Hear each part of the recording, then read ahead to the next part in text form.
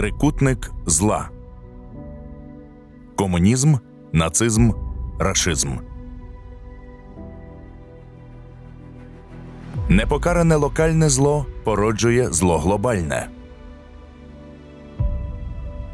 Фільм другий. Бабин Яр. Тут поховані жертви нацизму, вбиті у Києві 1941-1943 років. Проєкт «Биківня. Бабин Яр. Буча» між масакрою і пам'яттю про неї розкриває сутність та вплив на колективну пам'ять комунізму, нацизму і рашизму. Він дає можливість подивитися на ці режими в історичній ретроспективі, співставити їхню ідеологію, спрямування, методи вбивства людей, а заодно і спробувати розробити механізми протидії та запобігання подібним злочинам у майбутньому. Адже паралелі, що виникають у процесі аналізу цих режимів, дають ключі до розуміння подій сьогодення. У проєкті розказано про конкретні факти масових злочинів проти людства, внаслідок яких на території Києва і на його околицях виникли 3 місця масових таємних поховань цивільного населення – жертв комунізму, нацизму та рашизму – Биківня, Бабин Яр, Буча.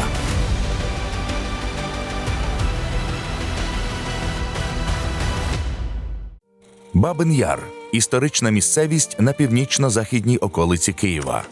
Яр мав специфічний і складний рельєф, висота якого становила від 5 до 50 метрів, довжина понад 2,5 кілометри. Тому упродовж років тут формувався некрополь. Майже в кожній єврейській родині Бабин Яр був відомий задовго до того, як більшість про нього знала. Тобто я чув ці розмови ще змалку в своїй сім'ї. Да. І про Бабин Яр говорили обережно, так, щоб це було тільки всередині, в родині. Родинна розмова. З родичами можна було близькими спілкуватися про це, з друзями. Але назовні, тобто в суспільстві, це була табу тема. Про неї не говорили. 19 вересня 1941 року війська Вермахту увійшли до Києва та розпочали перші арешти і розстріли. Через кілька днів після окупації Києва, 24 вересня 1941 року, у місті відбулася низка терактів. Були підірвані будівлі у центральній частині, здебільшого на Хрещатику. Це стало формальним приводом для німецького командування вирішити єврейське питання. Нацисти розпочали підготовку до масового знищення євреїв міста. Також знищували ромські табори. Бабин Яр для мене – це і сімейна історія, в першу чергу, якщо казати. І мої близькі люди – це батько, мого батька, мій дід, і 2 тітки, і 2 його сестри. Вони не виїхали, не встигли евакуювати з Києва, коли почалася німецька окупація. В 1941 році, і вони пішли у вересні 41-го в Бабин Яр і не повернулися. У вересні 1941 року, в середині вересня, нацисти увійшли до Києва, і ясна річ, що до того вони вже здійснювали розстріли євреїв у інших містах. Скажімо, у Кам'янці-Подільському було розстріляно понад 23 тисячі євреїв у гетто теж. Тобто от ці масові вбивства, вони просувалися із заходу на схід, і до того, як нацисти підійшли до Києва, вже було ясно, якою є їхня політика щодо євреїв.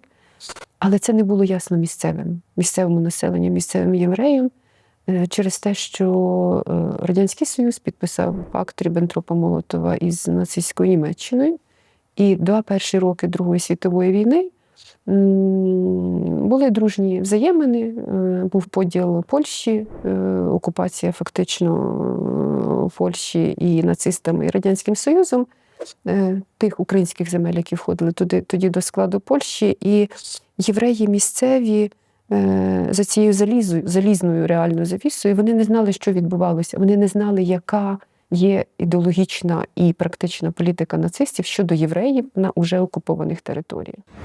24 вересня були підірвані Хрещатик, там Успенський собор у Лаврі. Підірвали його радянські підпільники, як відомо з документами. Це було зручно німцям Вони оголосили, що винні євреї, вони мають розплатитися, тому що загинули німецькі солдати. А за кожного німецького солдата в Києві 50 чи 100 заручників виводили з будинків на Тургенівській, на Володимирській, на Межигірській. Вбивали людей тільки за те, що німецький солдат міг загинути чи не загинути. Була загроза, за людей не жаліли. Перші 2 дні розстрілювали тільки євреїв, було оголошення, да, всім жидам міста Києва, українською, російською, німецькою, щоб всі зрозуміли. І було написано не євреям, а жидам, саме принизливо, те, що до київських євреїв слово «жид» означало погроми поліції царської Росії. Саме погроми, слово «жид» асоціювалося з погромами царської Росії. Да. І ходили чутки, що це будуть відправляти євреїв у Палестину. Тобто, що їх, оскільки багато хтось встиг евакуюватися там, з відходом радянської влади, а багато хто ні, або не бажали евакуюватися, то от це, ніхто не уявляв собі, що їх чекає там. І, власне, коли люди почали приходити туди на злиття цих вулиць, їх почали там спрямовувати в колону поміж рядами солдатів, забирати їхні речі, роздягати їх, підводити їх до краю яру, який був неподалік, і розстрілювати, або зіштовхувати їх туди і там розстрілювати. І це тривало 2 дні, 29 і 30 вересня. І за підрахунками комісій, які пізніше цим займалися, за звітами німецьких командирів, які цим займалися, зокрема, на Нюрнберзькому процесі теж люди давали свідчення, як це відбувалося, ті, які були безпосередньо причетні до цього. І за підрахунками істориків, за ці 2 дні, 29-30 вересня, було розстріляно понад 33 тисячі людей. Під час нацистської окупації Києва у 1941-1943 роках Бабин-Яр став місцем масових розстрілів і поховань. Усього майже 100 тисяч осіб. Убитими у Бабиному Яру передусім стали жертви Голокосту та геноциду ромів. Страта євреїв відбувалася за расово-ідеологічними мотивами, а ромів – за етнічною і расовою ознакою, а також як асоціальних елементів. Жертвами Бабиного Яру також стали пацієнти психіатричної лікарні імені Павлова, цивільні заручники, які стали першими жертвами Бабиного Яру ще до початку масових розстрілів наприкінці вересня 1941 року, полоненні червоноармійці, випадкові кияни, яких упіймали у забороненій зоні, представники партійно-радянського апарату, підпільники, які були ідеологічними опонентами нацистів, українські націоналісти, діячі ОУН різних напрямів, інших політичних об'єднань і рухів та їхні прихильники, жертви Куренівської катастрофи 1961 року, які загинули внаслідок радянської політики, свідомого стирання невигідної пам'яті про Бабин Яр. Бабиному Яру за ці роки окупації, 2 роки, більше трошки ніж 2 роки, загинуло близько 100 тисяч людей. 2/3 з них були євреями. Решта були військовополонені, совєтські, українські націоналісти, хворі психіатричної лікарні, яка була неподалік, і так далі. Тобто багато різних груп, професійних, соціальних, інших, також загинуло в Бабиному Яру. Таким чином, Бабин Яр не вписується тільки в Голокост, він вписується в трагедію України під час Другої світової війни. У процентному відношенні ромська етнічна група найбільше потерпіла від вбивств нацистами. У Другій світовій війні близько 90% ромського населення Австрії, Німеччини, України та Естонії було знищено нацистським режимом та його союзниками. За наявною інформацією, у Бабиному Яру загинули щонайменше 150 ромів. Бабин Яр торкнувся багатьох ромів, які кочували в той час і які жили в Києві. 4 табори кочових на той час в Києві. Всі були люди страчені з цих таборів. І 7 місцевих таких місць компактного поселення в самому Києві і навколо Києва. Тут важко справді сказати точну кількість з огляду на кілька важливих факторів. Перше, це наявність особистих документів серед ромів. Вона це і сьогодні залишається проблемою, з якою працює багато ромських організацій, активістів, органів державної влади в Україні. І тому документально не завжди люди мали ідентичність, можна сказати.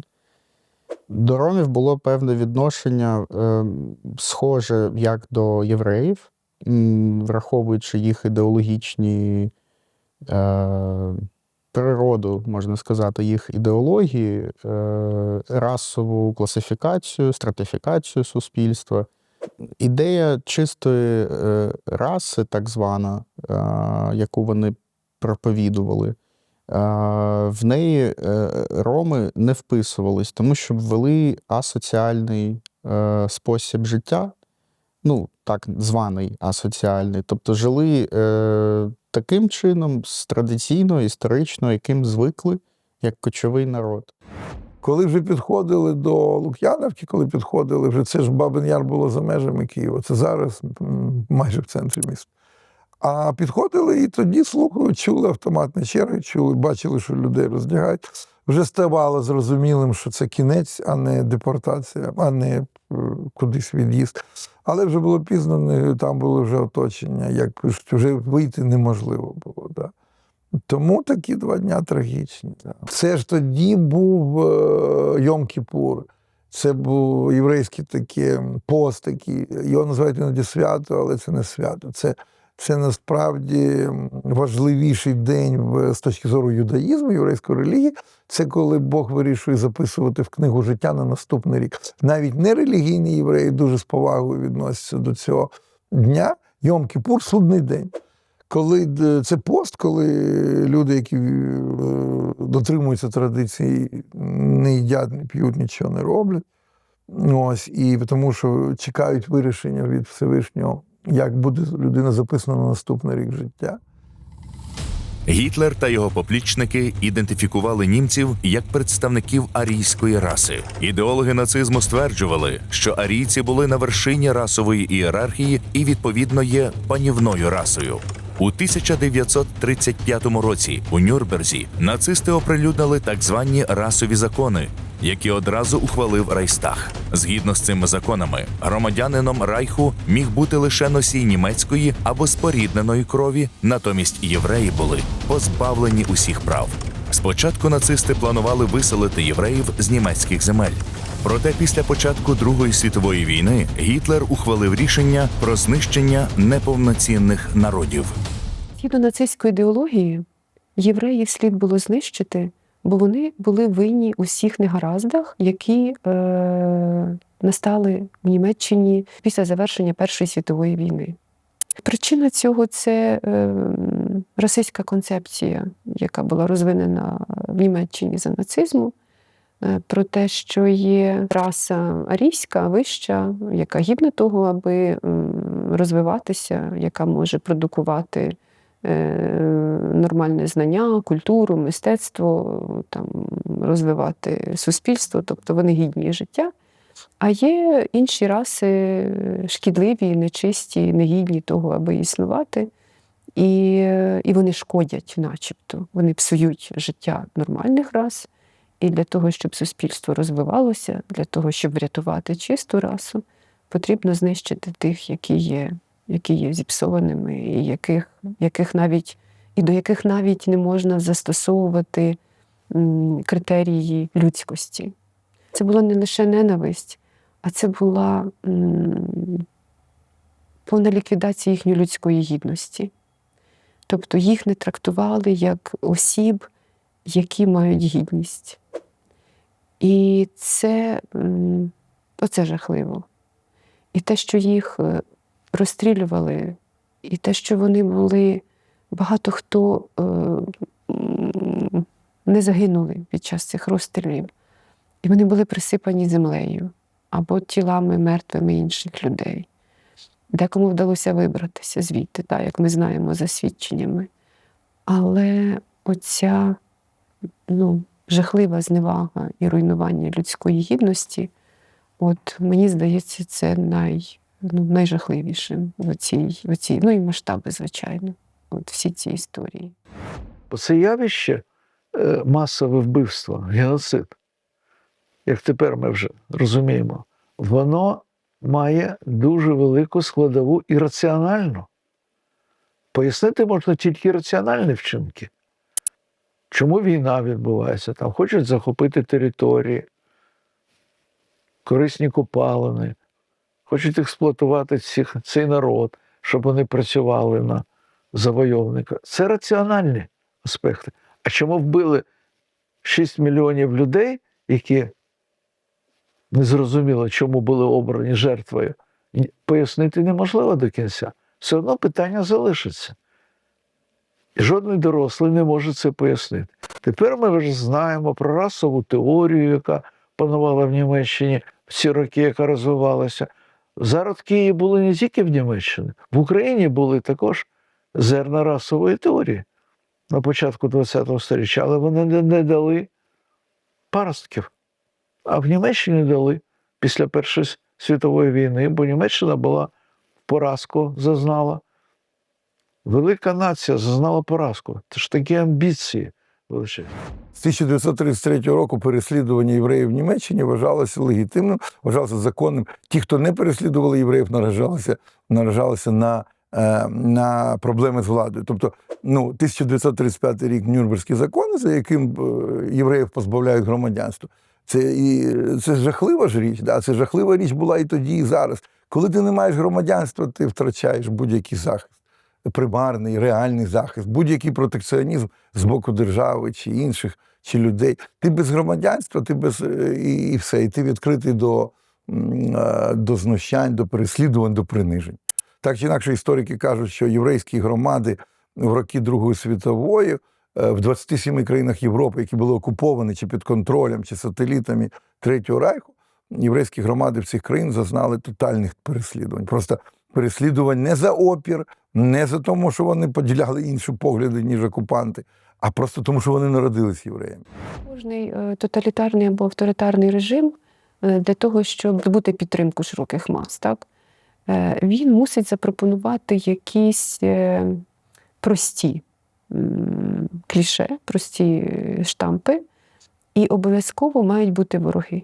Тобто якісь категорії людей за релігійною ознакою, за національною ознакою, за іншою ідентичністю мають бути вороги. Тому що наявність ворогів, особливо впливових ворогів, вона теж злютовує, вона збирає докупи якусь спільноту, і ця спільнота може підтримувати тих, хто начебто захищає її, тобто владу, яка начебто захищає її від цих ворогів. Тобто знищується верства, яка може чинити цьому опір, яка може це поставити під сумнів. Якась частина цих людей, їх просто купують в сенсі, вони можуть бути спокушені можливістю самореалізації інтелектуальної, чи культурної, чи соціальної. А якась частина людей просто залякана. Тобто вона теж потрапляє під цей тиск страху. Як сказав, до речі, Норман Наймарк, відомий американський фахівець-дослідник геноцидів, що загалом геноцид, тобто як практика, як спроба знищити представників якоїсь групи національної, вона притаманна людській історії упродовж багатьох століть.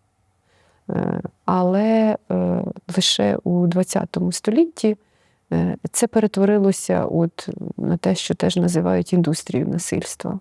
Тому що вже з великими можливостями, зі створенням національних держав, з великими можливостями медіа І з індустріалізацією справді настала можливість знищувати представників іншого народу от в такому масовому розрізі. І приховувати сліди цих злочинів теж стало можливим. Оця хвиля антисемітизму, яка постала в міжвоєнний період між Першою і Другою світовою війнами, вона була притаманна багатьом європейським країнам насправді. І були погроми, різна ворожнеча, поширювалися різні тексти, де теж євреїв звинувачували у всіх там бідах, які були в спільнотах.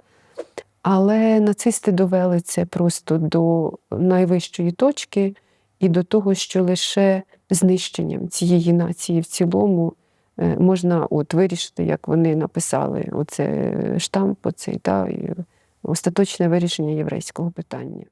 Іранічні особи завжди народжуються і виховуються, зростають у родинах дисфункціонального типу, особливо з схильністю до теж деспотизму, насильства. Вони, як правило, є жертвами насильницьких дій абсолютно різного характеру, від сексуального до просто побиття, наприклад, такого регулярного. І вони, можна сказати, певною мірою, хоча жертви того насильства, так? І потім вони будуть відігравати це вже на своєму оточенні, причому абсолютно несвідомо. Це буде просто відігравання певних сценарних паттернів. Схильність до насильництва – це є дійсно спосіб позбутися, наприклад, поселеного внутрішнього страху, або навіть жаху, або важкого сорому, провини. Тобто це така компенсаторна поведінка багато в чому. Але треба підкреслити, що ці всі процеси абсолютно не усвідомлюються особою. Абсолютно. І оточуючи тільки при професійному погляді, а це буває дуже рідко щодо них, можуть якось знайти ці ознаки, розпізнати. Але для того, щоб профілактувати щось, попередити, це ніякого значення не має, бо попередити це неможливо.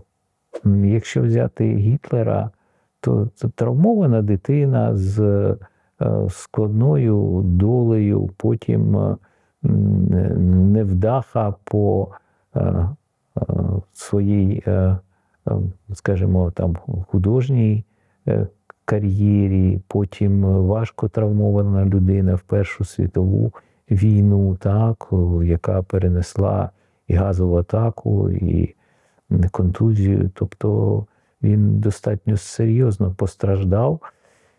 І на тлі існуючих на той період вже в 20-ті роки реваншистських тенденцій, такого принизливого стану німців після Першої світової війни, він випернув, спираючись на ті ще існуючі багнети, на яких трималась вся нацистська влада. Це було абсолютно передбачено.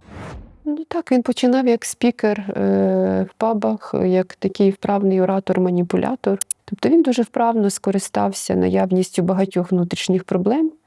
І багато людей, дуже недурних, формували цю нацистську ідеологію. Всі знають прізвище Геббельс, так, як творець пропаганди. Тобто люди з доброю освітою, зі знаннями, вони вправно формували певні ідеї, концепції, і тоді легше маніпулювати. Якщо заборонити інтелектуалам, наприклад, сумніватися в якихось речах, дискутувати вільно і впливати на політиків, а якщо звертатися просто мовою пропаганди, мовою спрощеною до народу і казати, ось у цьому винні євреї, там, да? Або в цьому винні поляки, або в цьому винні українці, або ще будь-хто, то це здобуває підтримку багатьох людей. Гітлер вмів говорити з масами. І він умів формувати також, це, до речі, видно дуже добре із зображень багатьох. От є фото, де Гітлер іде, наприклад, там якесь свято народне, і ряди вояків стоять обабіч, і він іде по центру, а навколо стоять тисячі людей, і всі його вітають, і всі так гарно вбрані, і він до них промовляє, славить німецьку націю, німецький народ, трудящий, розумний, там, працьовитий, який має видатних науковців і літераторів. І отакі масові свята і втягування широкої аудиторії, оце святкування і прославлення свого народу як унікального, видатного, надзвичайно працьовитого. А якщо в нас є якісь невдачі, то в нас завжди є вороги. Так? Нам завжди є кого звинуватити, хто в цьому винен. На то він і тиран, що він стає тираном тільки тоді, коли це відбувається масово. Їм масштаб потрібен. Є тирани домашні, такі маленького масштабу, ми їх навіть не розглядаємо, вони цікавлять органи внутрішніх справ. Так? А коли це виникає популяційно, суспільно, там, на рівні країн, тоді ми його розглядаємо як такого тирана такого масштабу. Тому для нього суспільство – це є поле його діяльності. Тому не обирають суспільство чи дім. Поле його діяльності – суспільство. І важко подумати, що в Швеції з'явиться якийсь тиран. Не та країна, не ті умови, не та історія на сьогодні. Так? Суспільство не стає таким вмить.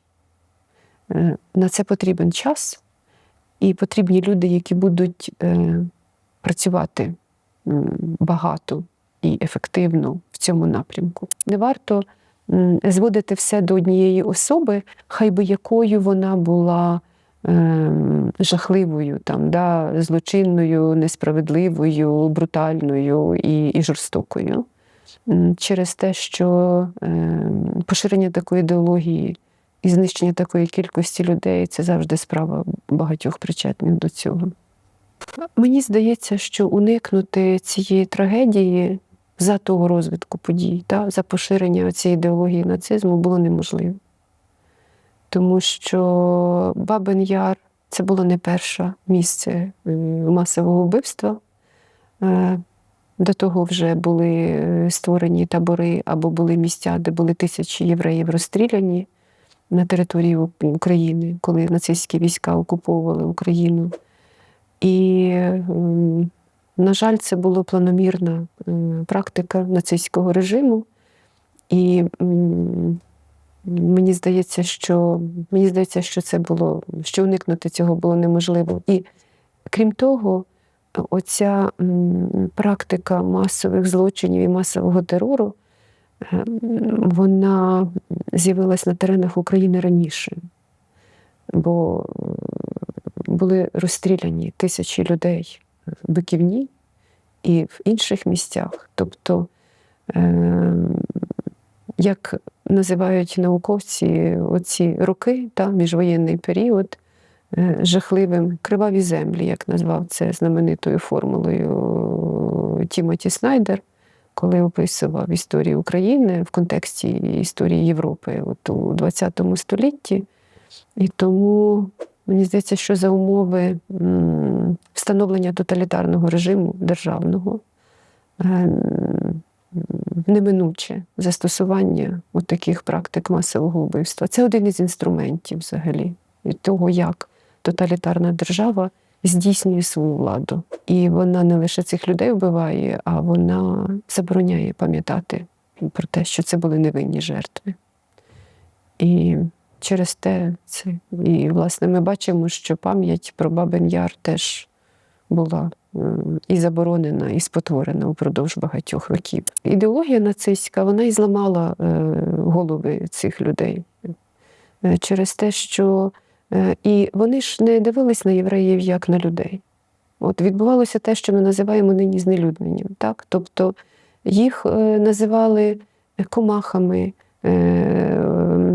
шкідливими, отруйними, порівнювали їх з різними шкідниками. І, тобто потрібно було для початку знищити будь-які паростки співчуття до іншої людини. Бо нацистська ідеологія не трактувала євреїв як людей, і через те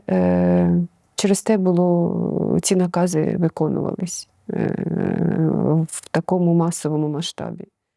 Реєстрацію, вилучення речей і розстріли проводила зондеркоманда «Спеціальний загін 4А Айнзацгрупи С». Командував нею штандартенфюрер СС Пауль Блобель. Також у Гросакції брали участь 45-й і 303-й поліційні батальйони німецької поліції порядку, Орднунцполіцай поліційного полку «Південь».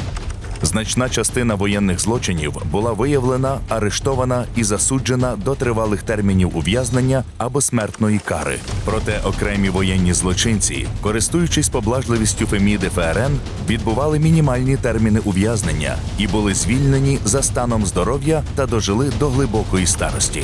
Воєнні злочини не мають строків давності, тому пошук воєнних злочинців продовжується і понині. Деяких людей, які були в командуванні, коли були розстріли в Бабиному Яру, вони ж були засуджені на Нюрнберзькому трибуналі, зокрема Блобель, відомий командувач. Він розповідав, як він віддавав накази, як це здійснювалось, але були також інші люди, які були серед тих, хто віддавав накази, котрі не були покарані. Або ж були покарані, вони просто були у в'язниці, скажімо. Та вони не були розстріляні, вони не були повішені. Тобто вони не були покарані на смерть Нюрнберзьким трибуналом. Були навіть такі випадки, і не поодинокі. Як після цього жили ці вояки німецькі, які це здійснювали? Як показували спогади деяких людей вже задовго після Другої світової війни, коли їх розпитували, що вони робили, то вони казали, що вони просто виконували накази. Я думаю, що це дуже спокусливо знов-таки перекласти відповідальність за те, що відбувається у мене, в моєму оточенні, на когось окремого, одного, відомого і монументального, від якого як таке божество, начебто, так? І він відповідальний за все. Це величезна секта. А в секті ніхто, крім лідера, не несе відповідальності за те, що відбувається з людиною. Це Бог. Фактично, так? Це Бог. Бога не вибирають. І тоді, якщо це вже очевидно, так, він надягає собі цю завісу на очі і каже, це все не так. Тобто таке примітивне заперечення очевидного. Один з механізмів примітивного психологічного захисту. Механізм заперечень. Так людина захищається від суворої правди. Правда – одна з речей, яку всі оспівують, так? А насправді від неї дуже ховаються. Є ж листи солдат з окупованої України, німецьких, СС, які писали, що вони виконують борг, вони служать батьківщині, вони служать батьківщині, і вони писали своїм дружинам, багато з них були дуже гарними батьками, і вони думали про своїх дітей, наприклад, передавали в Німеччину одяг чи іграшки єврейських дітей вбитих.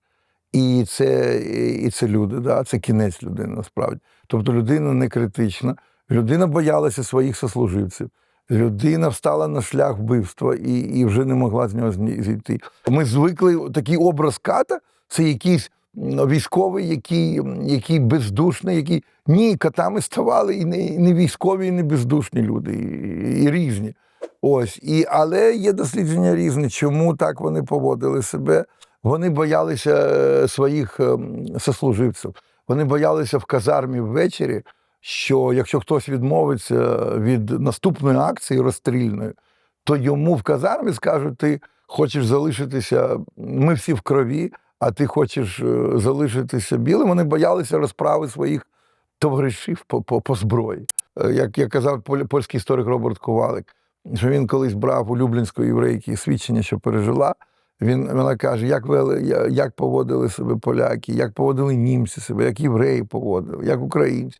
Вона відповіла, вона прожила життя ціле, Роберт Ковалик записав її спогади, вона відповіла, під час війни, як на мене, не було ні поляків, ні німців, ні євреїв, ні українців, нікого. Каже, під час війни були люди і шакали. Що історія Голокосту – це людська історія. Що жертви, вбивці, ті, хто спостерігали, ті, хто допомагали чи не допомагали, всі були людьми. Хочемо ми, не хочемо, вбивці були такими ж людьми. Да? А ті, хто везли потяги в табори смерті, ті, хто реєстрували, ті, хто вказували на домівки єврейських родин, ті, хто запихали в вагон, ті, хто охороняли ями під час розстрілу, ті, хто стріляли, вони всі були людьми. Безумовно, є випадки, багато випадків, які відмовлялися від участі розстрілів. Да, є дослідження такого Крістофера Браунінга, відомого історика, про ordinary people, ordinary men, звичайні чоловіки, про 101-й поліційний німецький батальйон в Любліні в Польщі. Це були не фахові військові, не кадрові, не це були люди цивільних спеціальностей. Там були, в цьому підрозділі були люди, здається, з Гамбурга, яких найняли добровільно. Там були різні люди, там були лікарі, адвокати, докери і робітники, я не знаю, різні люди, різних спеціальностей. Там тільки кадровий був офіцер цього батальйону, це приклад такий, да? Цей батальйон 101-й в Любліні за майже рік вбив 30 тисяч людей, євреїв. Це невелика кількість людей, да? Вбило 30 тисяч. Кожного дня той офіцер СС, який командував цим батальйоном, він кожного дня пропонував, що ви можете відмовитись. Ніхто не відмовлявся. Вони встали на шлях вбивства. І це були люди, які зброю не тримали до війни. І виявилось, тобто ми боїмося самим собі сказати, що в людині такі жахливі речі. Що коли обставини складаються, коли ти приймеш страх, коли твоє життя саме під загрозою, ти замість захисту людей чи самопожертви, ти стаєш на шлях вбивства.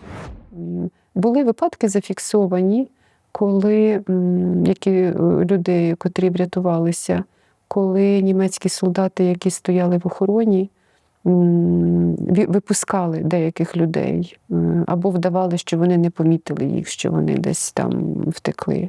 Тобто є зафіксовані у спогадах кілька випадків от такої людської, нормальнішої реакції німецьких військовослужбовців.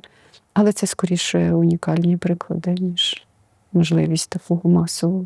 Мене вразила історія, як подружжя йшло, взявшись за руки, і він був німець, а дружина його єврейка, Георгій і Розалія їх звали.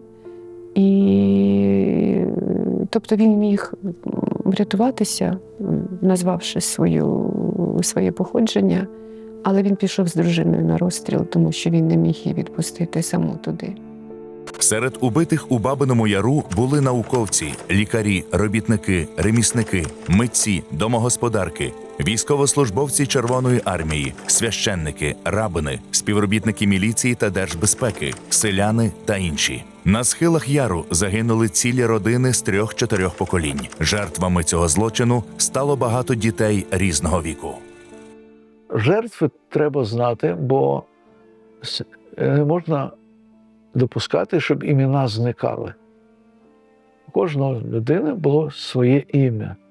Вона належала до такого-то роду, в неї було прізвище, в неї було походження. Вона була частинкою історії. Вона не з'явилася ні звідки, ні з вакууму і не увійшла кудись, не пішла кудись в вакуум. Вона частинка довгої людської історії. У кожного роду своя лінія, у кожної нації ціла група ліній. Треба це розуміти і знати. Не можна давати зникати. Відомо, що кожна третя жертва Голокосту тобто 2 мільйони чоловік, не залишили після цього себе ніяких нащадків, ані близьких, ані далеких. Тобто пам'ять про них би зникла взагалі. Я, наприклад, знаю, що в моїй родині там перша дружина мого батька загинула в Голокості. Мій старший брат, який народився у мого батька ще до війни, загинув в Голокості. Його портрет в мене є, фотографія. Тобто, коли є хтось після, вони можуть зберігати ці імена, ці історії, наскільки вони можуть взяти цю інформацію з пам'яті родичів. Дуже добре пам'ятаємо біографії злочинців, знаємо, вивчаємо, чому ж ці люди стріляли. Але ми не знаємо десятки тисяч жертв, яких вони вбили, імен навіть не знаємо. Близько 100 тисяч людей за 2 роки нацистської окупації були вбиті в Бабиному Яру, а імена поновлені, можливо, декілька десятків тисяч. Імена, можливо, менше третини імен відомо. Ми знаємо підрозділи і назви вбивць, і ми жертв не всіх знаємо. Це жах теж такий. Багато родин, пам'ятаю, яких зараз вже немає. І відчуття взагалі того, що всі єврейські родини були пошматовані, багато родин зникло взагалі. Багато, ви знаєте, єврейських чоловіків, які були в армії, вони пережили війну, знаходячись кожного дня під обстріл. Вони стріляли, вбивали, в них стріляли. Але виявилось так, це також унікальність історії Голокосту, долі євреїв роки нацизму, що євреї-чоловіки, які були у війську під час війни, мали шанс більше вижити, ніж їх жінки, сестри, матері, дружини, діти під час окупації. Тому що цивільне єврейське населення вбивали одразу. Просто одразу. І тому багато євреїв, киян, вояків Червоної армії повертались в Київ і не знаходили своїх родин. Їх вели сусіди в Бабин Яр і показували, де їх родини лежать. Тому це сприйняття взагалі, єврейське сприйняття Бабиного Яру, чи взагалі трагедії Голокосту в роки Другої світової, це сприйняття пов'язано зі страхом. Мовчали в родинах про це, боялися. Боялися тому, що не прийшло ж звільнення і не наступила свобода, а вигнали нацистів, які були абсолютно радикальними щодо євреїв, але повернулася та тоталітарна комуністична влада, яка також залякувала. Багато людей постраждали, переживши гетто і табори нацистські, попадали в табори ГУЛАГу сталінські. І тому були горе неймовірне, невимовне горе, втрата цих людей, але до цього ще додавалося страх про це горе відкрито говорити. Це я пам'ятаю ще, уявіть собі, на початку 90-х, коли я отримав історичну освіту і почав читати і збирати спогади, я зустрічався з такими родинами єврейськими, які боялися приходити в Бабин Яр уже після розпаду, розвалу Радянської імперії, СРСР. І вони боялися, вони кажуть, КДБ все рівно слідкують, вони боялися говорити, розповідати. Багато людей пішли з життя, не розповівши. Коли ми знаємо індивідуальні конкретні історії, то тоді ми можемо уявити собі це, а ми в Україні зараз це сильно можемо уявити. І тоді ми можемо співчувати. Тобто це залишається, це частина історії України, історії Києва, історії євреїв, Києва, не євреїв. І очевидно, люди сьогодні, мені кажеться, в Україні здатні на співчуття саме через те, якщо ми будемо читати і знати конкретні історії. Так і у випадку з Бабиним Яром. Втікли в'язні сирійського табору. Знаємо приклади тих, хто врятувалися в ямі, з-під трупів виповзали люди. Яскравий приклад Діни Пронічевої, Діни Лєвіна і інших. Їх переховували потім люди, давали їм інші імена, інший одяг, документи, видавали їх за українців, росіян. І ці люди мучилися в окупованому Києві, але пережили і дочекалися звільнення від нацистів. Це місце пам'яті не було знаним усіма. Тобто всі про це не знали, і про це не можна було говорити публічно, як саме про місце трагедії єврейського народу. Але запит суспільства був дуже великий на те, щоб вшанувати жертв. І радянська ідеологічна машина включила це місце злочину у свою концепцію Великої Вітчизняної війни. Оскільки вся історія Другої світової війни була істотно спотворена радянською ідеологією, і була створена ця концепція Великої Вітчизняної війни, героїзму, там, і хронологія спотворена. Війна у них тривала з 41 по 45 рік, тоді як насправді вона почалась в 39 році, то також замовчування саме єврейської трагедії – це теж була частина цієї концепції Великої Вітчизняної війни. Але потрібно було вшанувати, був запит суспільства на те, щоб вшанувати убитих у Бабиному Яру. Власне, це було в певний спосіб вирішено встановленням пам'ятника в 1976 році у Бабиному Яру, який називається, що це пам'ятник радянським людям. І свідомо була не вказана нічого, жодного слова про те, що це місце геноциду стосовно єврейського народу. Тому для дуже багатьох людей, які виростали в радянській Україні, які виховувались в радянській школі, це було щось радше незнане і далеке, і чуже, можливо, навіть, незрозуміле. І лише з відновленням незалежності України почала відновлюватися пам'ять про це. І, власне, вже восени 1991 року встановлена була менора там, у Бабиному Яру, біля місця розстрілів. І дуже багато громадських організацій, об'єднань громадських почали працювати над тим, щоб збирати документи, опрацьовувати, збирати свідчення, щоб поширювати знання про цю трагедію, і щоб пам'ять про неї була наявна у свідомості і киян, і українців, і взагалі світу. І в Україні за 30 років 2000 місць масових розстрілів, більше половина вшановані місцевою владою, єврейськими громадами, різними шляхами, з допомогою держави, без допомоги держави. І є пам'ятники, і сьогоднішнє українське суспільство показує, що українські євреї були частиною нашої культури, і оці пам'ятники і вшанування – це демонстрація того, що ми маємо відповідальність за пам'ять про минуле. Да?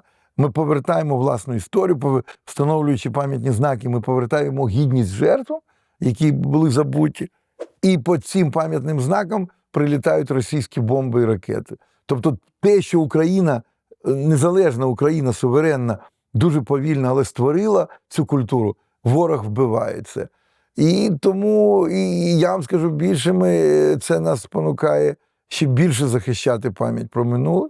І пам'ять про минуле нам дає сили і як зброєю триматися і протистояти сучасному російському агресору. Я думаю, що усвідомлення жаху і те, що багато людей, те, що багатьом вдалося вижити, врятуватися і створити власну державу, де цей народ може жити згідно своїх традицій, релігійних, культурних, розвивати науку, економіку і контактувати з іншими. Тобто це, я думаю, найбільше, таке найкраще свідчення того, що ця страшна травма, що вона дала все-таки поштовх до зростання. Тобто це народ, який вижив, який став суб'єктом світової історії, світової політики. І це надзвичайно важливо, звичайно. Важливо те, що сучасні українці, і етнічні, і політичні українці в політичному сенсі як нація, мені здається, ми готові, ми достатньо дорослі для того, щоб включати трагедії інших народів у нашу спільну концепцію нас як сучасного народу. Ми маємо сприймати ці трагедії теж, вивчати їх, розуміти і бути готовими їм співчувати і сприймати ці трагедії як власні. І це, до речі, видно з концепції меморіалізації заповідника Бабин Яр, який був розроблений Інститутом історії України, Національної академії наук України. Бо якраз ця концепція, вона дає шанс представити і Голокост на українських землях, і трагедію Бабиного Яру як частину нашої історії, як трагедію, яка є частиною нашої спадщини. Українці, ризикуючи власним життям та долею своїх родин, рятували приречених на смерть євреїв. Вони керувалися лише почуттям милосердя та цінністю людського життя. Шануючи цей подвиг людяності та безкорисливої жертовності, держава Ізраїль нагороджує таких рятівників почесним званням «Праведник народів світу». Також в Україні існує громадська ініціатива українських єврейських організацій з вшанування рятівників євреїв званнями «Праведник України» і «Праведник Бабиного Яру». А ще треба знати тих, хто допомагав. Ви не можете перерахувати всіх, хто відвернувся. Бо їх були мільйони. Але були люди, які допомагали людям, яких вели на розстріл. Їх називають праведниками народів світу. І таких людей імена також треба знаходити, берегти і віддавати їм пошану. І їм, їх дітям, їх онукам. Бо це приклад людяності, як у нас автор була так, Жанна Ковба. В неї була книжка «Людяність у бездні пекла».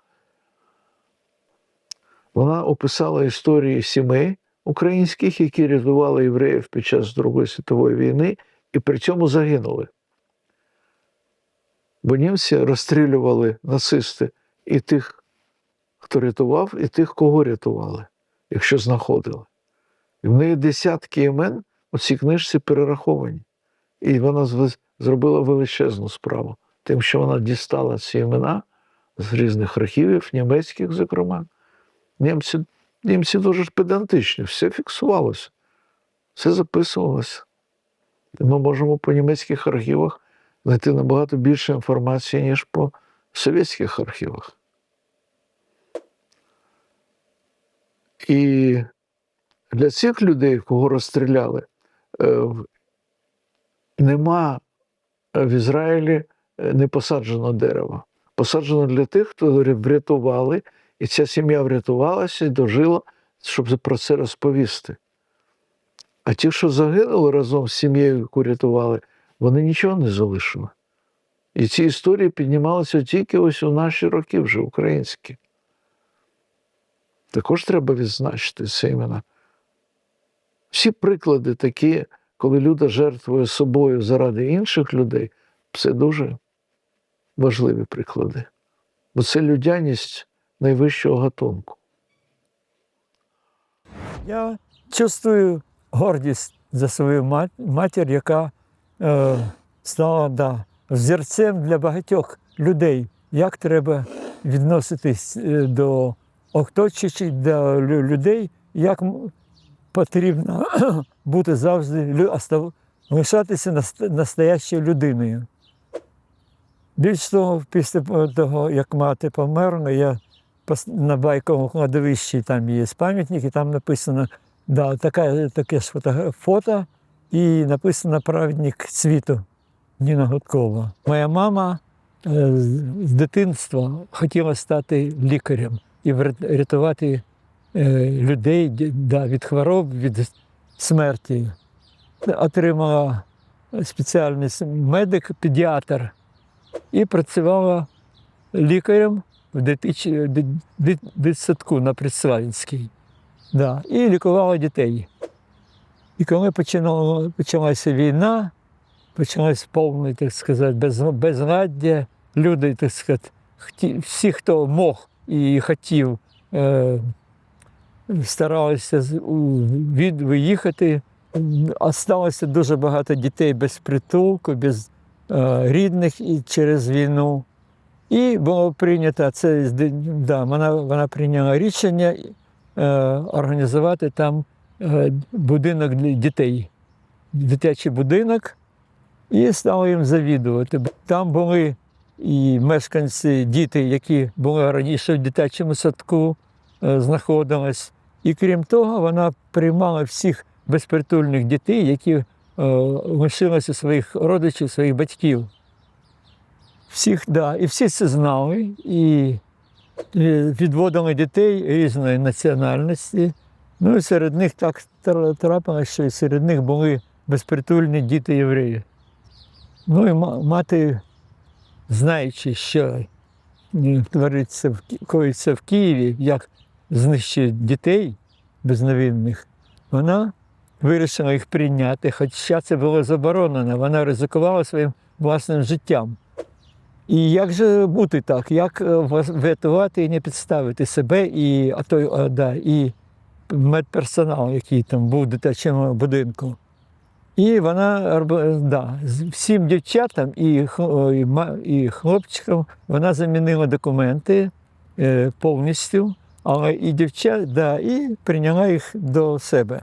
Але оскільки у хлопчиків всі, так сказати, можна було дуже просто поліції і гестапо побачити, що це євреї, хлопці, треба було щось робити. Ну і вона вирішила, вона домовилася з господарством, знайшли льох, і в льоху там під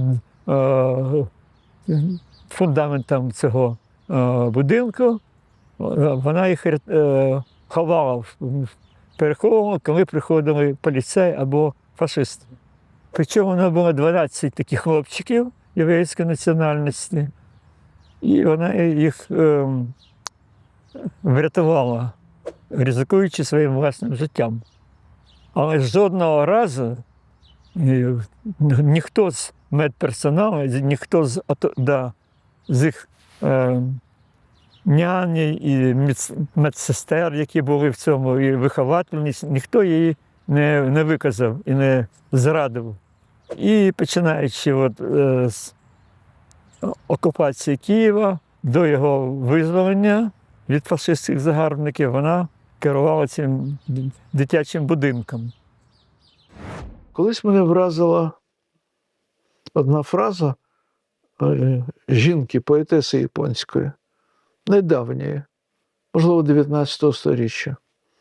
Сказали мені, що дорога ця веде до океану смерті. І я з півдороги повернув назад. З тих пір все тягнуться переді мною криві окольні стежки. Мене дуже вразила колись ще в молодості ця фраза. І я зрозумів, що от якщо Бог тебе дає твій сенс, твою дорогу, ти не маєш права звертати з неї. Навіть якщо це загрожує проблемами, тортурами і навіть смертю. Для мене найістотніший урок – це те, що це може повторюватись. І це повторюється. І кожне покоління має бути готовим персонально і як спільнота до того, щоб відповідати на такі виклики. І ми маємо вивчати ці трагедії, ці масові злочини минулого для того, щоб ми як суспільство, розвиваючись, не дозволяли, щоб паростки ненависті всередині спільноти проростали, щоб не перетворитися в таку спільноту з тоталітарним консенсусом, в яку, наприклад, зараз перетворилася, на жаль, сучасна Росія. Бабин Яр став символом заперечення тисячолітніх моральних цінностей та спроби тоталітарного лідера в науковий спосіб перетворити світ. Нацизм, у підґрунті якого лежав науковий расизм, у цьому сенсі нічим не відрізнявся від комунізму, в підґрунті якого був науковий комунізм. Обидва проголошували необхідність позбутися зайвих, шкідливих людей і народів. Відкидання універсальної релігійної етики призвело до створення штучної расової чи класової моралі, а відтак легалізацію масового знищення неповноцінних рас чи ворожих класів.